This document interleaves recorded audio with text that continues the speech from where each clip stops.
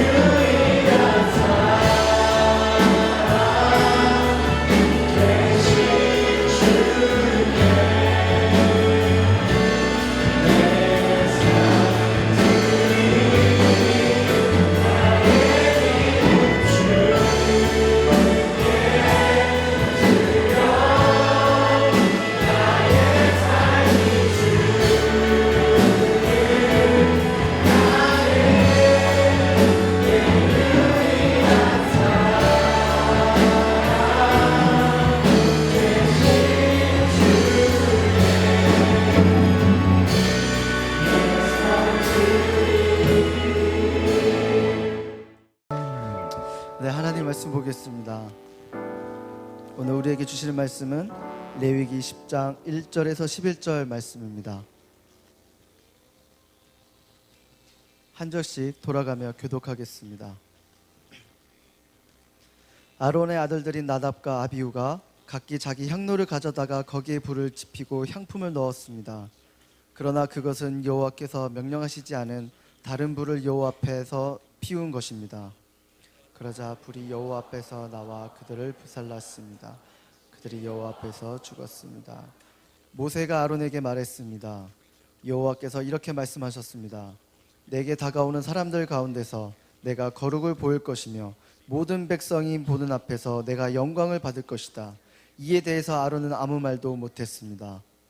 모세가 아론의 삼촌 후시엘의 아들인 이사엘과 엘사반을 불러 그들에게 말했습니다. 이리 와서 내 조카들의 씻은을 성소 앞에서 이스라엘 야영지 밖으로 옮겨가라. 모세가 명령한 대로 그들이 가까이 가서 그들의 옷을 잡고 이스라엘의 야영지 밖으로 옮겨갔습니다. 그러자 모세가 아론과 그의 아들인 엘르아살과 이다말에게 말했습니다. 또 머리를 풀지 말고 옷을 찢지 마십시오. 그렇지 않으면 여러분은 죽을 것이고 온 공동체에 진노가 있을 것이요 다만 여러분의 형제인 이스라엘 온 집이 여호와께서 보내신 불에 타 죽을 이들을 위해 회막 입구에서 떠나지 마시오. 그렇지 않으면 여러분은 죽을 것이요 이는 여러분이 여호와의 일을 하기 위해서 올리브 기름으로 부음의 의식을 치렀기 때문이요. 그러자 그들은 모세가 말한 대로 했습니다. 그래서 아론에게 이렇게 말씀하셨습니다. 너와 내 아들들이 회막에 들어갈 때 포도주나 다른 술로 입에 대서는 안 된다. 그렇지 않으면 너희는 죽을 것이다. 이것은 너희가 대대로 지킬 영원한 규례다. 너희는 거룩한 것과 속된 것 그리고 부정한 것과 정결한 것을 구분해야 합니다. 다 같이 읽겠습니다. 그리고 너희는 나 여호와가 모세를 통해 그들에게 말했던 모든 규례들을 이스라엘 백성에게 가르쳐야 한다. 아멘. 지금 설교 시간입니다. 이제 목사님께서 나오셔서 수르민이라는 설교 제목으로 말씀을 나눠주시겠습니다. 네, 스핑크스도 맞추기 어려운 문제 하나를 내보려고 합니다.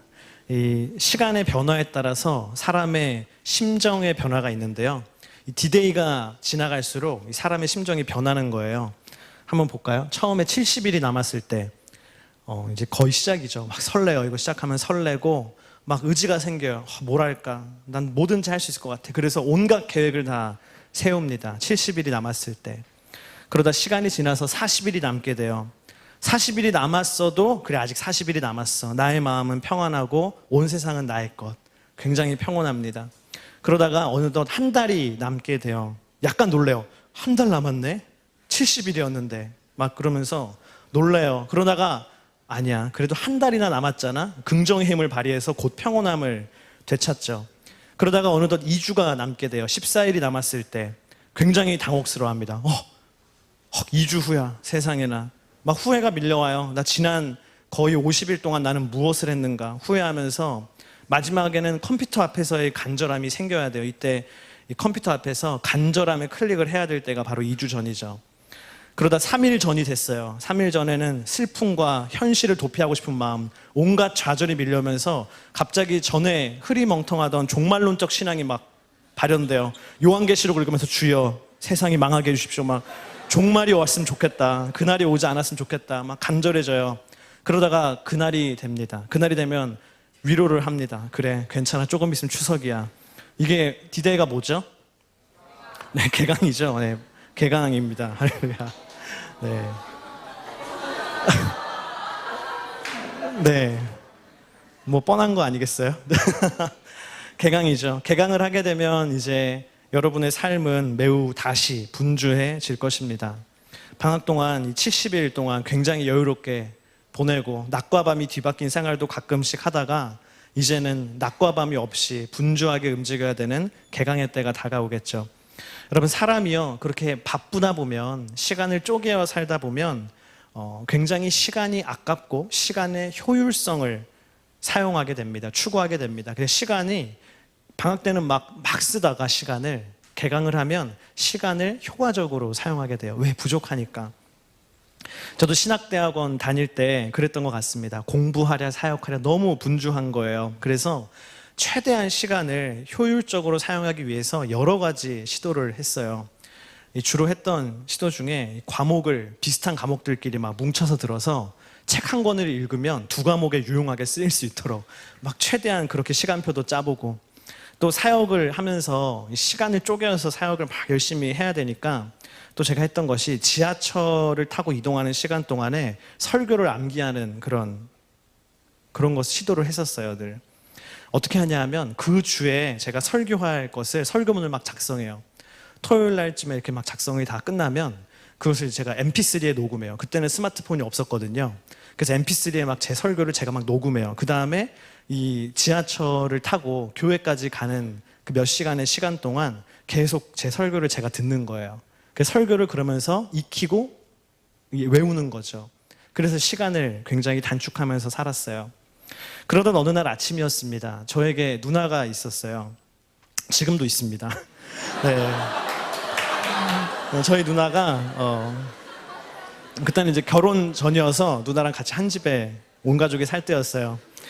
저희 누나가 갑자기 저에게 아침에 오더니 저에게 이렇게 얘기하는 거예요. 동생아, 내가 어젯밤에 잠이 너무 안 오는 것이었다. 너무 잠이 안 와서 음악이라도 들을까 하고 네 책상 위에 있는 mp3를 내가 집어들었어. 그리고 책상에 있는 mp3를 재생시켰는데 이게 웬일이니? 듣고자 했던 음악은 나오지 아니하고 난데없이 너의 목소리가 흘러나왔단다. 그렇게 너의 설교를 듣게 되었어.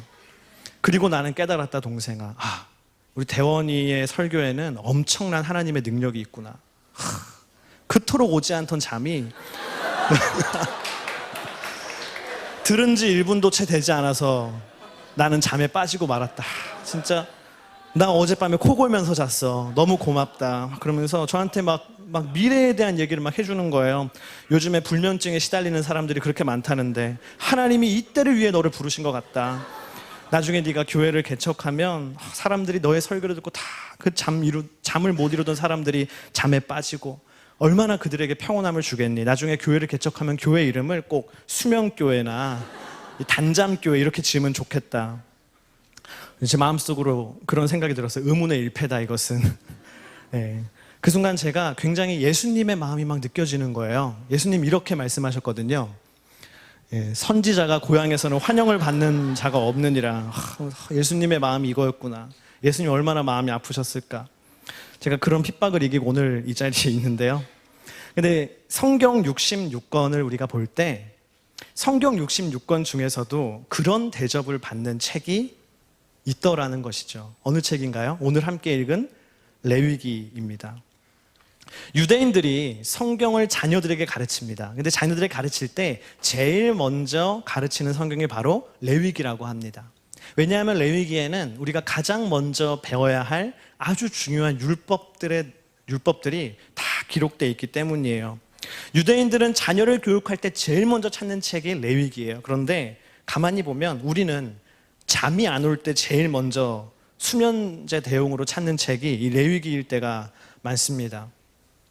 그도 그럴 것이 레위기는 보면 처음부터 끝까지 정말 여러 가지 복잡한 율법들이 가득해요. 아니 왜 이렇게 제사는 그렇게 많은지, 하나님이 정하신 법들은 왜 이렇게 많은지 레위기를 읽다 보면요 사람들의 정신이 혼미해지고 잠이 드는 것을 우리가 쉽게 경험할 수 있습니다. 그런데 알고 보면 레위기는 읽으면 읽을수록, 깊이 들어가면 깊이 들어갈수록 그 안에 깊은 하나님의 메시지가 있는, 사람으로 치면 진국 같은 책인 줄을 믿습니다. 할렐루야. 레위기의 히브리어 이름이 뭐냐면요, 우리 따라합시다. 바이크라.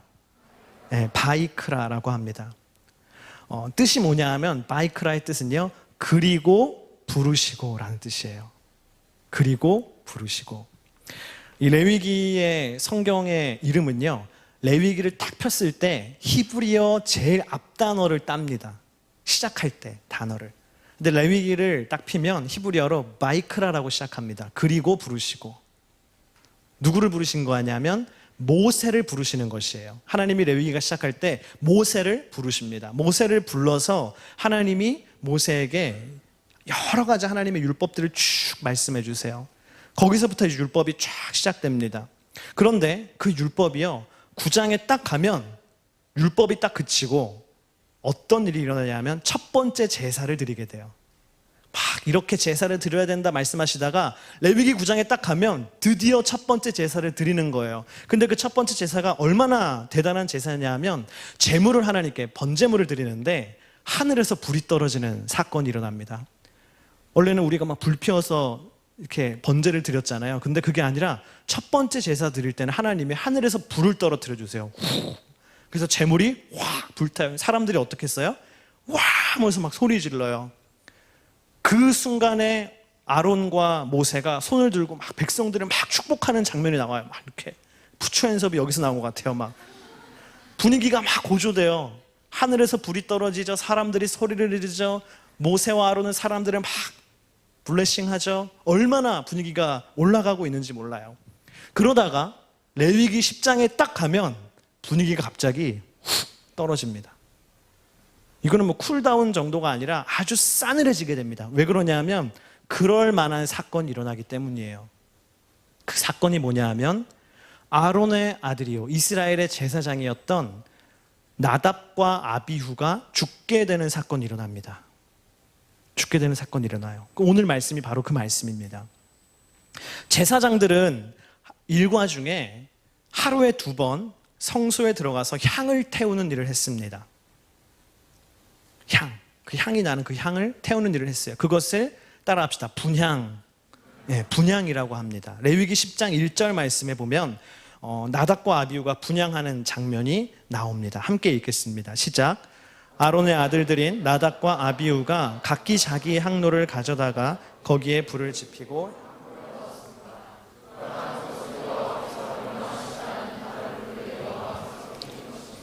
따라합시다. 다른 불.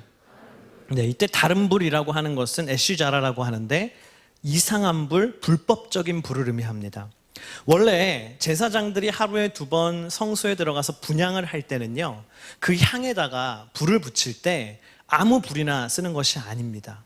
막 라이터 갖다 붙이고 성냥 갖다 붙이고 그런 게 아니라 번제물을 드릴 때, 그 제물을 드릴 때 사용했던 제단에 피워진 불을 가지고 향에다가 붙이게끔 되어 있었어요. 하나님이 그렇게 하라고 말씀하셨어요. 그런데 어떤 이유에서인지 모르겠지만 나답과 아비후가 분향할 때 그 번제단에 있는 불을 쓴 것이 아니라 그냥 아무 불이나 막 쓴 거예요. 그 불로 향에 불을 붙이고 하나님께 분향을 했던 것이죠. 그러자 하나님이 어떻게 하셨는가? 우리 2절 말씀 함께 읽겠습니다. 시작. 그러자 불이 여호와 앞에 나와 그들을 불살랐습니다. 그들이 여호와 앞에서 죽었습니다. 불이 여호와께로부터 나와서 나답과 아비후를 불살랐어요. 그리고 그들은 죽었어요. 저는 처음 이 말씀을 읽을 때 나답과 아비후가 그냥 막 분신한 것처럼 막 새까맣게 돼서 그냥 타서 전소됐나 보다 이렇게 생각했거든요. 근데 5절 말씀에 보니까 모세가 얘기하죠. 옷 입은 채로 이제 끌어내라고 이렇게. 그래서 옷도 타지 않았고 시체도 남아있는 거예요. 제가 생각할 때는 아마 순간적으로 혼이 빠지듯이 하나님께서 나답과 아비후의 생명을 순간적으로 거두어 가신 것 같습니다.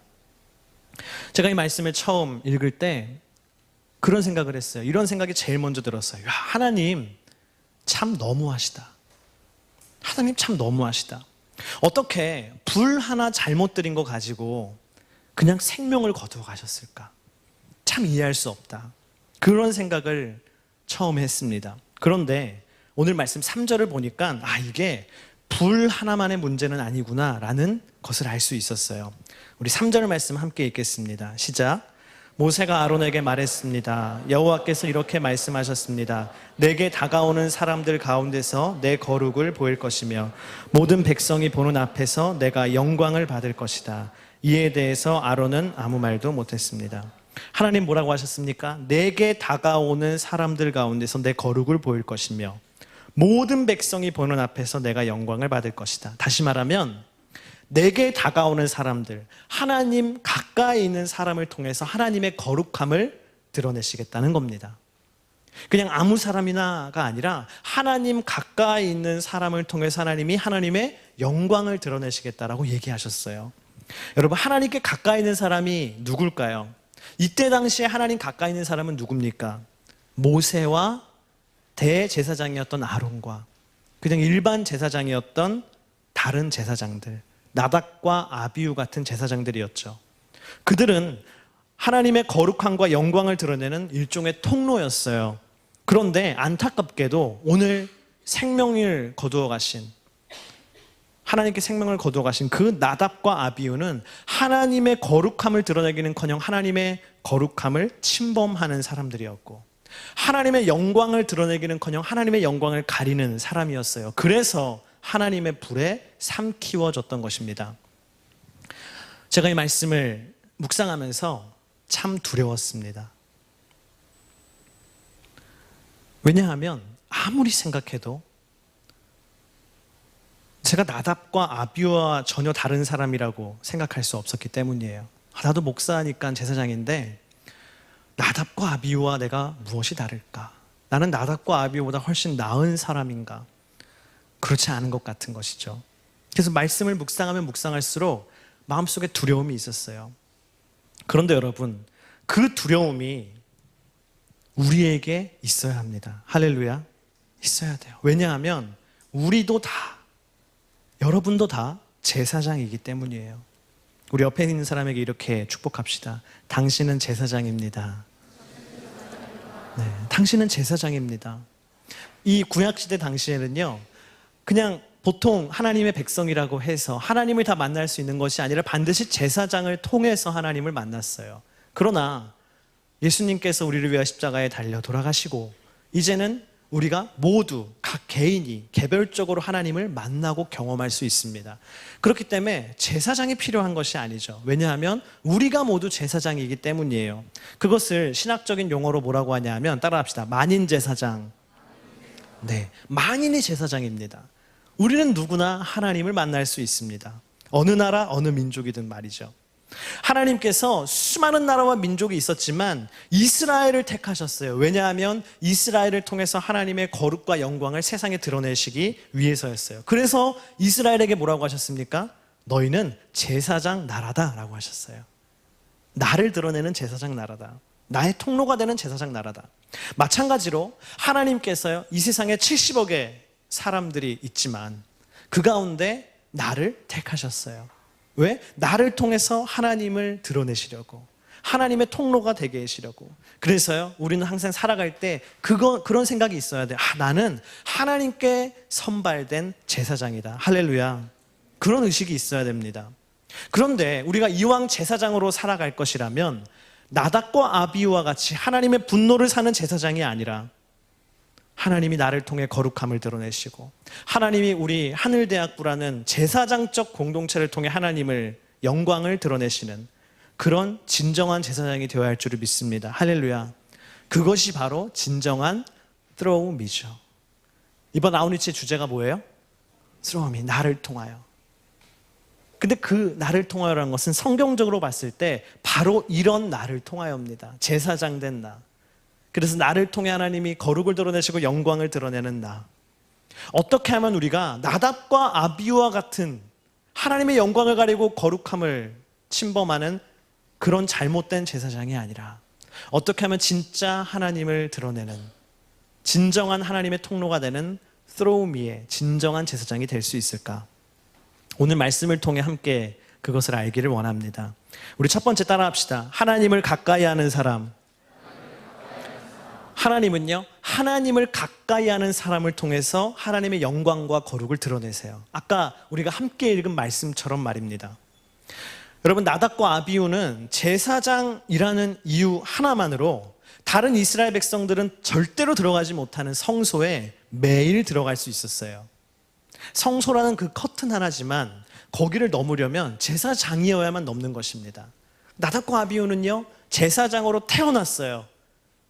그래서 커튼을 지나서 성소에 하나님 가까이 늘 나아갈 수 있었습니다.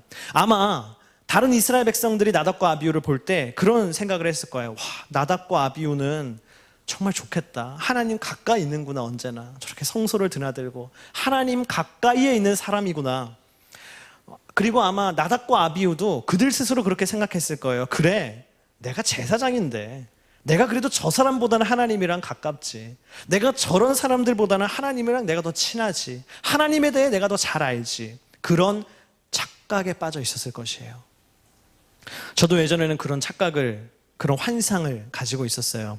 제가 신학대학원에 입학할 때 입학식이 끝나면 진짜 내가 하나님과의 관계가 막 긴밀해지겠구나, 막 전에 내가 갖고 있던 그 죄악된 습관들도 다 끊어지겠구나, 그렇게 생각했어요.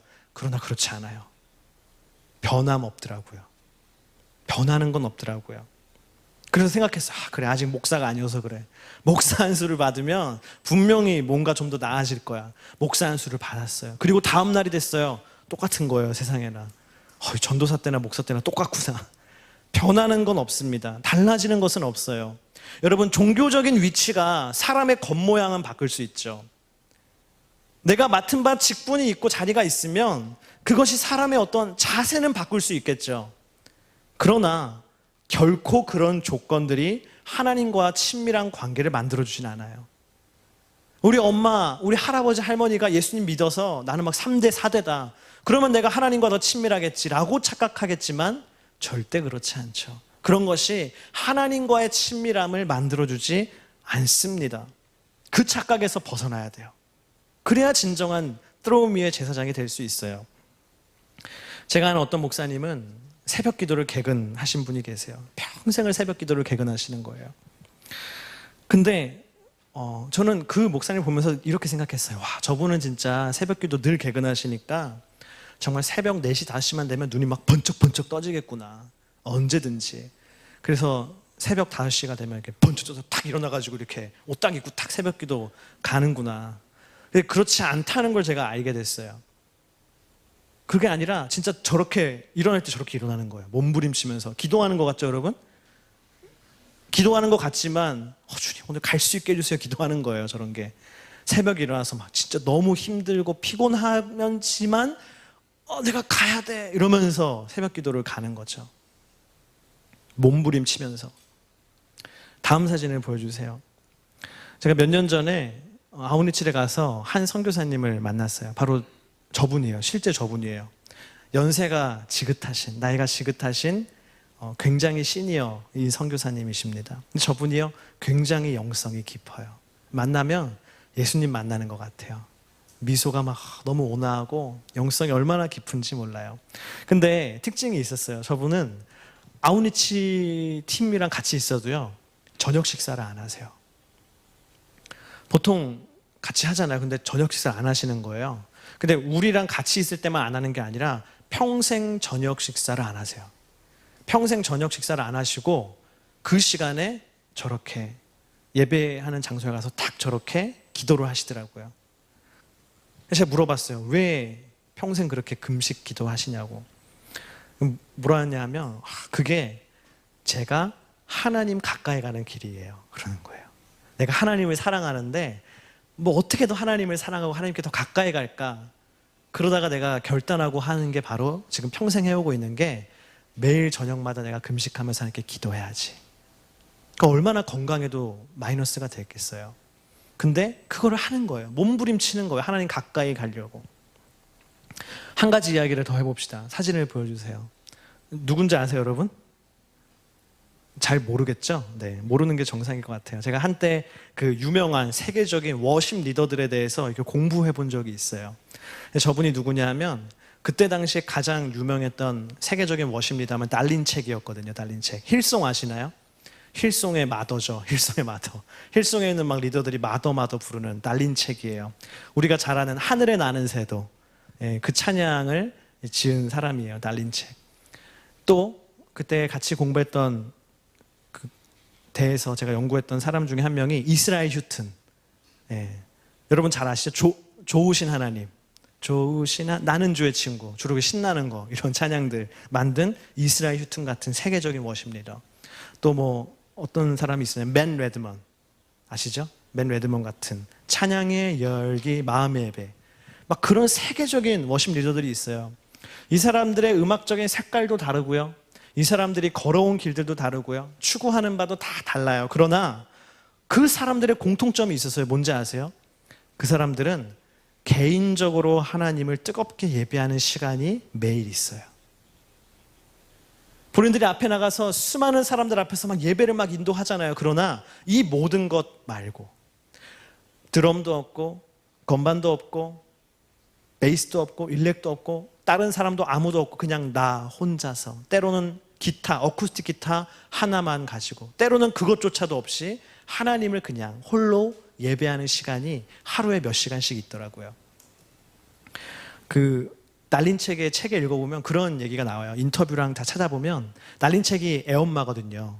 애기들이 있어요. 그러니까 애기들이 깨기 전에, 일어나기 전에 이 날린 책은 새벽에 일어나는 거예요. 새벽에 일어나서 2시간씩 하나님을 예배하는 거예요. 새벽에 혼자. 그리고 아침이 되면 이제 밥하는 거죠. 밥하고 애들 학교 보내고. 그거를 하는 거예요. 왜? 그래야 내가 대중 앞에 서기 전에 하나님을 개인적으로 예배하는 그 시간이 있어야 내가 진짜 예배자다. 하나님께 가까이 갈 수 있다. 여러분, 저런 분들의 공통점이 뭡니까? 목사지만, 선교사이지만, 세계적인 워십 리더이지만 그것이 자동적으로 하나님과 나를 가깝게 만들어 줄 것이라고 기대하지 않았다는 거예요. 그 자리가 나와 하나님과 친밀하게 만들어 줄 것이라고 조금도 기대하지 않고 내가 하나님께 가까이 가기 위해서, 그것이 새벽 기도이든 금식 기도이든 혼자 하나님을 예배하는 시간이든 몸부림을 친 것이죠. 여러분, 모태신앙이라고 해서 하나님과 가까워집니까? 그렇지 않죠. 순장이라고 해서 하나님과 더 가까워집니까? 그렇지 않아요. 내가 크리스찬이라고 해서, 아우니치 다녀왔다고 해서 자동적으로 하나님과 가까워지는 것이 아닙니다. 그렇지 않아요. 우리에게는 저렇게 하나님과 가까워지기 위한 그런 몸부림이 필요합니다. 할렐루야. 그런 노력이 필요해요. 하나님이 말씀하셨죠. 내 가까이 있는 사람을 통해서 내 거룩과 영광을 드러낼 것이라고. 여러분, 하나님께 가까이 가는 사람이 되기를 축복합니다. 할렐루야. 이번 주에 밤하늘 하잖아요. 사실 여러분들은 걱정 안 하잖아요. 저는 굉장히 하고 나면 막 해롱해롱해요, 일주일 동안. 네. 그러나 그런 몸부림이 있을 때 하나님을 가까이 만날 수 있는 것이죠. 홀리스타 왜 할까요? 하나님께 가까이 가려는 노력이죠. 여러분, 기억하십시오. 그렇게 하나님께 가까이 가려고 하는 사람, 그 사람을 통해서 하나님이 세상에 하나님의 영광과 거룩을 드러내십니다. 할렐루야. 두 번째, 우리 함께 따라합시다. 하나님을 경외하는 사람을 통해서. 옛날 이야기 하나를 하겠습니다. 두 선비가 푸주간 앞에서 이제 각각 소고기 한 근씩을 사는 거예요. 쇠고기를 한 근씩 사는데, 첫 번째 선비가 이 푸주간 주인에게 말했어요. 그 푸주간 주인 이름이 종수였거든요. 종수야, 고기 한 근 다오, 이랬어요. 그러니까 푸주간 주인이 예 하면서 고기 한 근을 탁 잘라서 줬어요. 옆에 있는 선비가 이번에는 주문을 했어요. 이서방, 고기 한 근 주시게, 이랬어요. 그러니까는 예 하면서 탁 잘라서 고기 한 근을 주는데 고기 한 근이 아닌 거예요, 이게. 앞에 줬던 사람의 2배로 주는 거예요, 이 사람한테는. 그걸 보고 첫 번째 그 선비가 화가 났어요. 따지는 거예요. 아니, 왜 같은 고기 한 근을 주문했는데 이 양반에게는 내 2배를 주는 것이냐? 막 따졌어요. 그러자 푸주간 주인이 이렇게 대답했어요. 손님 것은 종수가 드린 것이고 이 손님 것은 이서방이 드린 것이라 그러지요. 그러는 거예요. 그러자 이 선비가 더 화가 나서 이렇게 얘기했어요. 야, 그러면 내가 만약에 잘생기고 멋지고 유능하고 인기 많은 정육점 사장님 고기 한 근 주십시오 하면 너 어떡할 거냐? 그러자 이 선비는 이렇게 집에 돌아갔다고 해요. 네. 원래 있던 얘기를 약간 좀 코믹하게 각색한 것이죠. 이 이야기가 우리에게 전하는 메시지가 있어요. 우리 따라합시다. 남을 존중해야 나도 존중받는다. 네, 남을 존중해야 나도 존중받는 것이죠. 그런데 이것은 이야기 속에 나오는 그 푸주간 주인의 경우만은 아닐 것입니다. 하나님도 마찬가지예요. 하나님께서는 분명히 사무엘을 통해서 이렇게 말씀하셨어요. 우리 사무엘상 2장 30절 말씀 큰 소리로 함께 읽겠습니다. 시작. 나를 존중하는 사람들을 내가 존중할 것이고 나를 멸시하는 사람들을 나도 멸시할 것이다. 하나님께서는 하나님을 존중하는 사람, 하나님을 존귀하게 여기는 사람을 하나님이 존중해 주세요. 반대로 하나님을 가볍게 여기는 사람을 하나님도 가볍게 대하세요. 하나님을 멸시하는 사람을 하나님도 경멸하십니다.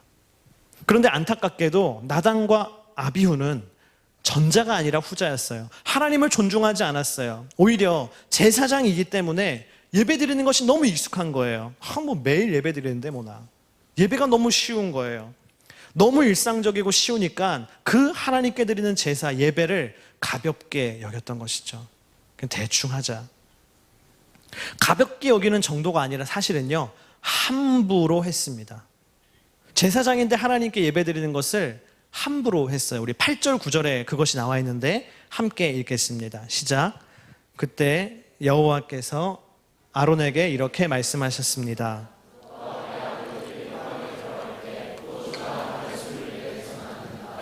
그렇지 않으면 너희는 죽을 것이다. 이것은 너희가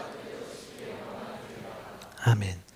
나답과 아비후의 죽음 이후에 하나님께서요, 아론에게 직접 말씀하셨어요. 보통은 모세를 통해서 말씀하시거든요. 근데 이 장면에서는 하나님이 대제사장 아론에게 직접 뭐라고 말씀하셨냐면, 앞으로 너와 너의 자손들, 그 제사장들이 나에게 예배 드리려고 회막에 들어올 때는 포도주든 독주든 술을 절대로 먹지 말아라. 이것을 지켜야 나답과 아비후처럼 죽지 않을 것이다. 그렇게 하나님이 경고하셨어요. 여러분, 나답과 아비후가 어떤 것이냐면, 하나님께 나아가는 것이 너무 익숙하니까 하나님에 대한 경외감을 갖지 않았던 거예요. 그래서 그날도 술에 취한 상태로 분향을 하러 들어갔던 것이죠. 술에 취했으니까 판단력이 없어요. 뭐가 뭔지 몰라요. 그러니까 번제단에 있는, 제단에 있는 그 불로 분향을 해야 되는데 그냥 아무 불이나 한 거예요. 술에 취했기 때문에. 여러분, 하나님과 아무리 친숙한 관계라도, 교회가 우리에게 너무나 익숙한 곳이더라도 우리가 하나님에 대한 경외감을 잃어버려서는 안 됩니다. 할렐루야. 제가 아까도 이 단위에 올라오면서 그런 생각을 했어요. 이 단위, 내가 매주 설교하는 그 장소이지만 내가 이곳에 쓸 때 두려운 마음, 그것을 잊어버려서는 안 된다. 익숙하고 능숙해질지는 모르겠지만 하나님 앞에 두려운 마음을 내가 잊어버리면 나는 죽는다. 그 경외감을 잃어버려서는 안 됩니다. 제가 전에도 한번 얘기했을 것 같아요. 제가 대학생 시절에 매주 금요일이면 교회 가서 교회 선배들과 함께 교회를 청소했어요. 근데 그때는 이 앞에가 이렇게 나무로 이렇게 평평하게 된 게 아니라 다 카페트로 됐었거든요. 그래서 카페트 청소하려면 이렇게 테이프로 막 이렇게 뜯어야 돼요. 근데 그거를 하려고 이제 금요일 저녁마다 교회 가서 막 청소를 했어요. 근데 그때 선배들이 처음 할 때 얘기하는 거예요. 단위에 올라갈 때 그냥 절대 올라가지 말라고. 막 툭툭툭 올라가지 말라는 거예요. 그럼 어떻게 해요? 그러니까는 반드시 앉아서 너의 죄를 다 회개하고 경건한 마음을 가지고 그 단위에 올라가라. 그 뜯을 때도 막 이렇게 하지 말라는 거예요. 무릎을 꿇고 척척척척 이렇게 하라는 거예요. 경건하게, 겸손하게, 정돈된 마음으로 청소해라 그러는 거예요. 제가 그때 참 좋은 걸 배운 것 같아요. 저도 나중에 선배가 돼서 후배들한테 그렇게 알려줬어요. 그렇게 하는 거야. 제가 신학을 공부했지만 그것이 신학적으로 옳은지 아니면 틀린지 잘 모르겠습니다. 그러나 확실한 것 한 가지는, 그것 때문에, 그러한 행동들 때문에 제가 하나님을 더 경외하게 된다는 거예요. 하나님 앞에 그냥 올라가는 게 아니라는 것이죠. 그래서 지금도요, 그런 습관 때문에 여기 올라올 때는 왠지 두려워요. 이 계단을 올라갈 때면 왠지 두려워요. 그래서 회개하게 돼요. 하나님, 제가 혹시 하나님께 잘못한 것이 있나요? 회개하고 올라오게 돼요. 그게 뭡니까? 그 자리의 진짜 주인이 하나님이시고 하나님을 더 존귀하게 여기고 경외하는 것입니다. 슐라이에르 마오라는 현대 철학자이자 현대 신학자가 이런 얘기를 했어요. 우리 함께 읽겠습니다. 시작. 인간의 심성에는 종교적 본성이 있다. 그 본성은 거룩한 자에 대한 경외감이다. 거룩한 하나님에 대한 경외감이다. 성스러운 두려움이다. 성스러운 두려움. 슐라이에르 마오가 그런 얘기를 했어요. 성스러운 두려움. 하나님을 두려워하는 사람이 세상에 하나님의 영광과 거룩을 드러내는 줄을 믿습니다. 저와 여러분의 마음 가운데 그런 거룩한 두려움이 있기를 축복합니다. 하나님 경외하는 마음이 있기를 축복합니다. 마지막으로 세 번째, 우리 따라합시다. 예수 그리스도의 사람을 통해서. 하나님은요, 예수 그리스도의 사람을 통해서 세상에 하나님의 영광과 거룩을 드러내십니다. 구약, 특별히 율법서 연구에 있어서 주목받는 레위기 연구에 있어서 아주 세계적인 사람 중에 고든 웨넘이라는 신학자가 있어요. 저렇게 생긴 아저씨예요. 근데 이 사람이 레위기를 연구하는데 딱 컨셉이 어떠냐면 자기가 레위기를 연구해 보니까 레위기의 주제는 거룩이라는 거예요. 거룩. 근데 거룩을 보니까 잘 살펴보니 거룩함에 이르는 단계와 상태가 있더라는 것을 이 사람이 발견하고 정리를 합니다. 그걸 아주 쉽게 표현하면 이런 거예요. 한번 봅시다. 우리 따라합시다. 부정. 네, 부정. 거룩에서 제일 거리가 먼 건 부정한 거예요. 부정한 것은 죄와는 다른 것입니다. 죄 짓는 것과 부정한 것은 율법적으로 좀 달라요. 예를 들어 그런 것이죠. 성경에는 시체를 만진 사람은 부정하다 그랬어요. 시체를 만지는 게 죄는 아니에요. 그렇죠? 만질 수 있잖아요. 지나가다 시체 만날 수 있잖아요. 시체를 만지는 것은 죄가 아니지만 시체를 만졌을 때의 상태는 너를 부정하던 상태다. 부정한 상태다. 이렇게 정의하는 것이죠. 부정한 거. 근데 부정한 것보다 이제 좀 더 나은 게 뭐냐면 따라합시다. 정결. 네, 정결한 거예요. 이건 부정하지 않은 상태예요. 그리고 정결한 것보다 더 하나님께 가까이 가면 무엇이냐? 우리 따라합시다. 거룩. 네, 이것은 거룩은 하나님의 속성이에요. 거룩은 뭐냐 하면 부정한 것보다 정결한 것보다 더 하나님께 가까이 가서 그냥 하나님과 함께 있는 상태예요. 특별하게 세상의 것들과 구별된 것을 거룩하다고 합니다. 그래서 이스라엘 사람들이 이렇게 진을 치고 살았거든요. 광야에서. 그때 보면 이런 거예요. 저 성소가 있는 곳을 어떤 곳이냐면 거룩한 곳이라 그랬어요. 저기는 누구만 갈 수 있어요? 거룩한 하나님이 계신 곳이기 때문에 거룩하기 때문에 거룩한 사람만 가는 거예요. 그리고 저 성소를 벗어나면 그냥 주택이죠. 일반 사람들이 텐트를 치고 사는, 백성들이 텐트를 치고 사는 일반 주택가 같은 곳이에요. 텐트촌. 저기는 어떤 영역이냐면 정결한 곳이에요. 부정하지 않은 정결한 곳. 그리고 저 텐트들을 벗어나서 아무도 살지 않는 곳을 뭐라 그러냐면 진영의 외부 쪽을 뭐라 그러냐 하면 부정한 곳이라 그래요.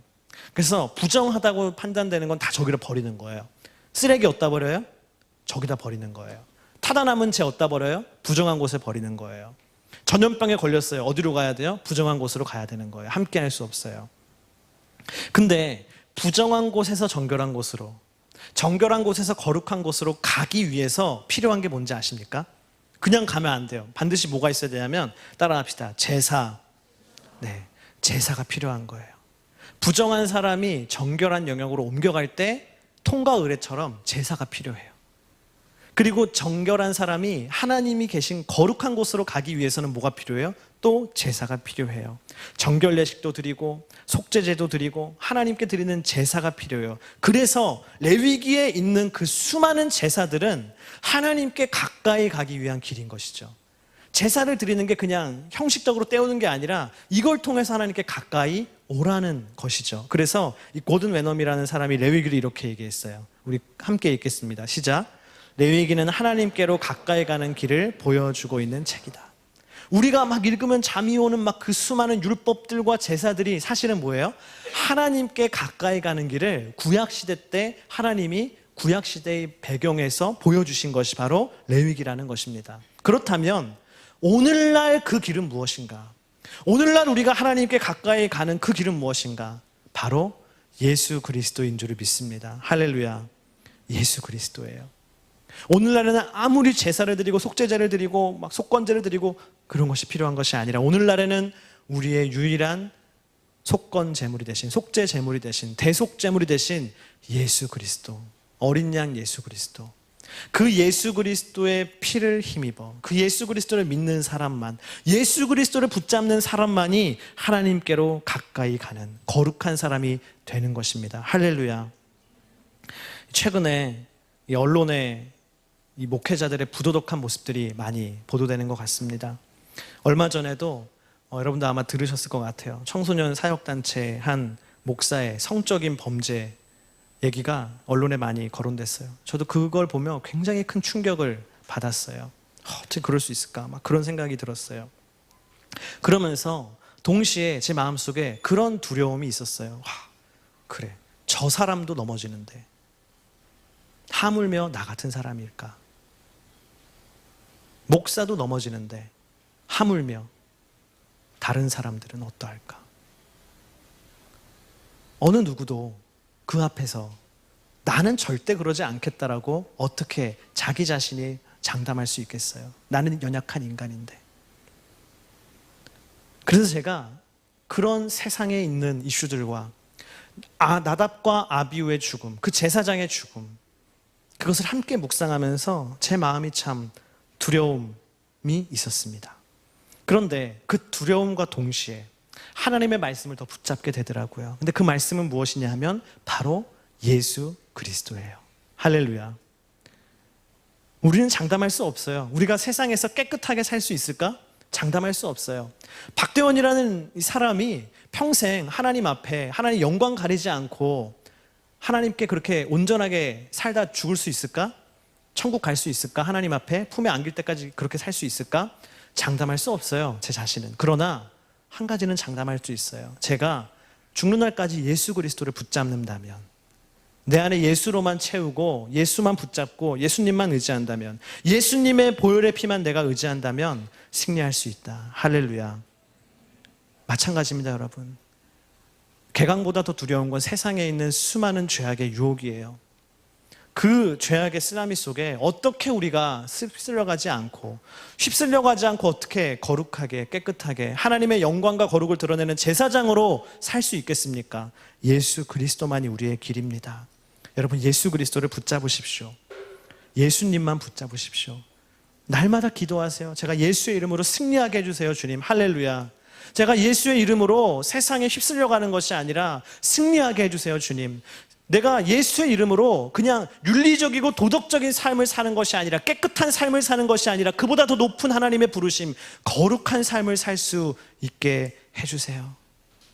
그러면 저와 여러분은 승리할 줄을 믿습니다. 우리 함께 이 시간 기도합시다. 우리 다 같이 자리에서 일어나겠습니다. 여러분, 하나님이 우리를 부르실 때 그냥 착한 사람으로 살라고 부르지 않으셨어요. 도덕적인 사람으로 살라고 부르지 않으셨어요.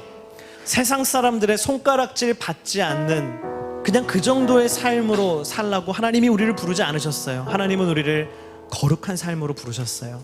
하나님의 영광을 드러내는 복된 삶으로 부르셨습니다. 어떻게 그 삶을 살 수 있겠습니까? 어떻게 나를 통하여 하나님의 영광과 거룩이 드러날 수 있겠습니까? 그것은 하나님께 가까이 가기 위해 몸부림치는 사람을 통해서 가능한 줄을 믿습니다. 우리 함께 기도할 때 우리 하나님께 이렇게 회개했으면 좋겠습니다. 하나님, 제가 무엇을 믿고 하나님과 나는 가깝다고 그렇게 교만하게 생각했는지 모르겠습니다. 하나님, 내가 하나님께 가까이 가기 위한 노력은 조금도 하지 않으면서 그냥 하나님과 나는 가깝다고, 나 충분히 하나님과 가까이 지내고 있다고 그렇게 살지는 않았습니까? 주님, 나를 용서하여 주시옵소서. 제가 다른 어떤 조건에 의지하는 것이 아니라 하나님께 가까이 가기 위한 몸부림치는 인생이 되게 하여 주시옵소서. 또 기도할 때 하나님, 제가 하나님 두려워하는 마음이 있기를 원합니다. 하나님, 경건히 여기는 나도